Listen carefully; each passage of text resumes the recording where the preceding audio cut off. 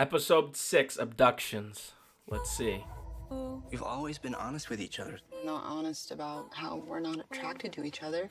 I love you. So depressing. That was cold. When I see you, I see a younger version of me. You should slow down with this guy. That's what I said. This is Lucia. She's gonna translate for us. So tell us about yourself, my dear. What do you do? Hospitality. Hospitality. You just gotta live every day as it comes. Who knows if we're even gonna be here tomorrow? He says I owe What does you that money. mean? He followed us here? I know what you're doing, man. Were Uh-oh. you in our fucking room? Okay, Ethan.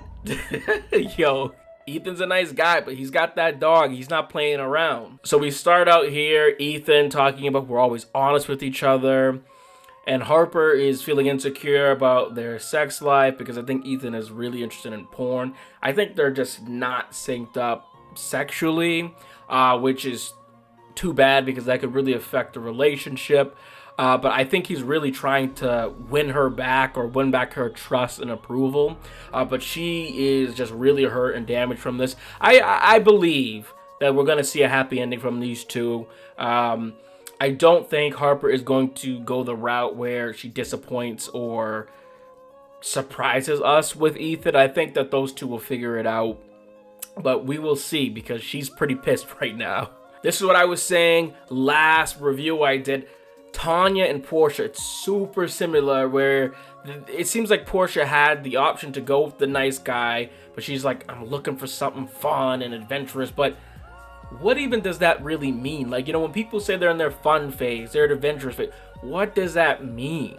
Like, why do you feel that way? What is that stemming from? I think Portia is going to get a little bit of a reality check where she's like, whoa. By the look of her face, when Jack is like just surprising her, it makes me think that Tanya may have told her something. I don't know if Tanya told her about Quentin and Jack, you know, sleeping with each other, but it sort of seemed like she's taken aback, like she wasn't really expecting to see Jack there. So I think those two may be going their separate ways. Albie introduces Lucia to the fam. Obviously they know her already. This goes into direct violation of what Dom told her, but she's going with the flow. She doesn't care. It is what it is. I think the father just has to be kind of chill about it, but she is sort of looking Albie in the eyes, almost as if she's passionate about him, or I don't know. It's like I said, I don't know if she's looking for an out, if she genuinely likes him, if she thinks that something could come from it.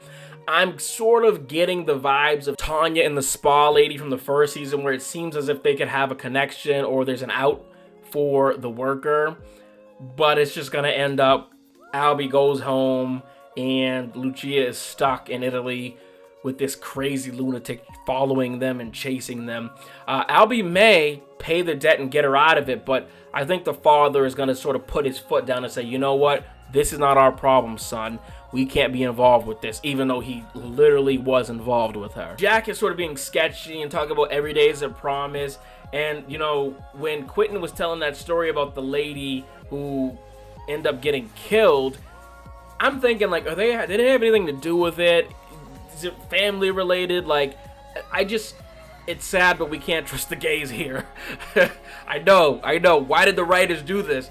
Come on, the gay community deserves better than this. What is this? But they can't be trusted. I'm sorry. Maybe Jack is so out there and being crazy because he has this childhood trauma of being assaulted by his uncle. And so he's sort of acting out almost as like, I need an out or something to distract me from the trauma that he's facing. I don't think Portia's going to get too involved in that, though. I think Portia's just going to sort of be like, this is not my problem, distance me from this. But they are still trying to lure Tanya into something. I don't know if it's a pyramid scheme. I don't know if it's them trying to sacrifice her or something, but they can't be trusted. Now, this closes out with Ethan telling Cam, I know what you're doing. They mentioned in the last episode, he said, every time I wanted a girl, you would always find a way to sleep with her within a week. And it's this jealousy that Cam has that drives him in this relationship. But Ethan ain't pulling up with this. Ethan is not having it. Ethan is walking down the hall like a man possessed. I don't know if Cam was really in that room. It seems as if Cam may have been in the room with Harper unattended. Hey, that's me. I'm not letting that happen. I'm just being real. Like, I gotta see Cam. You know, Cam and I are gonna have to meet face to face because that is not going down, sir. No. So Ethan is like, were you in our f***ing room?